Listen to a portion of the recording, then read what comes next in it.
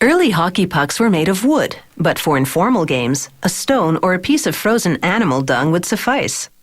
Eventually, rubber became the material of choice. The modern puck is 7.5 centimeters by 2.5 centimeters. Pucks are usually frozen before games to reduce their bounce on the ice.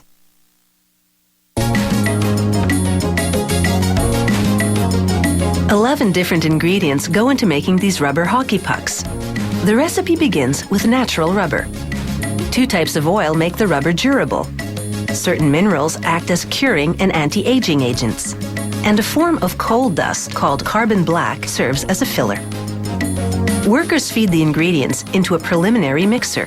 First the slabs of natural rubber, then antioxidants to lengthen the rubber's lifespan, then one type of oil to help blend in the dry chemicals, then another type to refine the rubber's rigidity level, then additives such as calcium carbonate and sulfur to help cure the rubber during the molding process.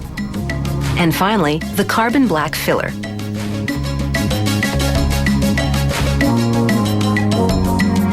After 10 to 15 minutes of this preliminary blending, the mixture goes down a chute and onto a conveyor belt, which transports it to a machine called the mill mixer. It'll perform the final mix. At this point, workers add more natural rubber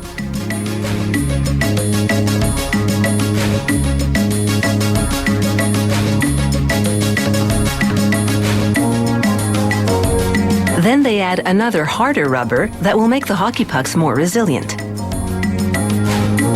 The recipe is formulated to produce a very hard rubber, one that can stand up to the rigors of repeated blows from a hockey stick. It's critical that the ingredients blend evenly. That's why workers continually cut the rubber while it's mixing.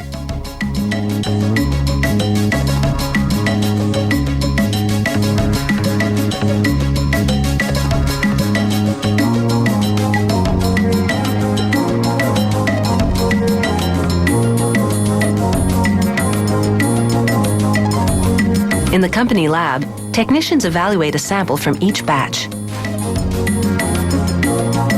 This device is called a rheometer. It analyzes what's called the curing curve, how the rubber hardens and to what degree. A computer compares the curing curve to the quality model.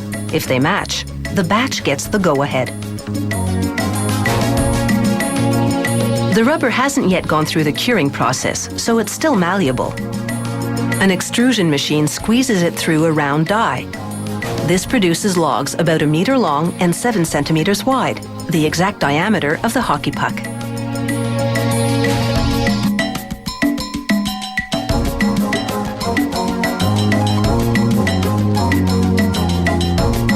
The next machine slices each log like a loaf of bread into 39 pieces.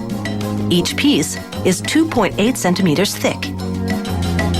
These pieces are called preforms because at this stage, they're not quite fully formed pucks. Workers put them into compression molds that look like giant muffin pans. Each mold cavity is the exact size of the finished hockey puck.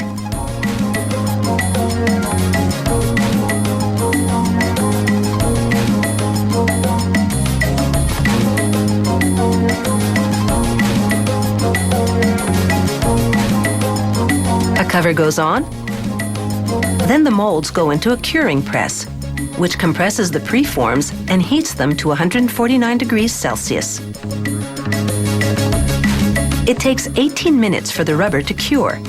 The preforms come out as hockey pucks, rock hard and 3 millimeters thinner than before. They cool for 24 hours. During the compression phase, excess rubber oozed out and stuck to the pucks, so workers run each and every puck manually through a trimming machine.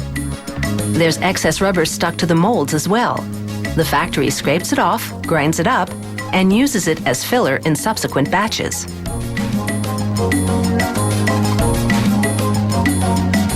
The mold embedded a dimple pattern on the puck's edge. This texture creates friction between the puck and hockey stick. The more friction, the better stick handling, and the greater the hockey puck's net worth.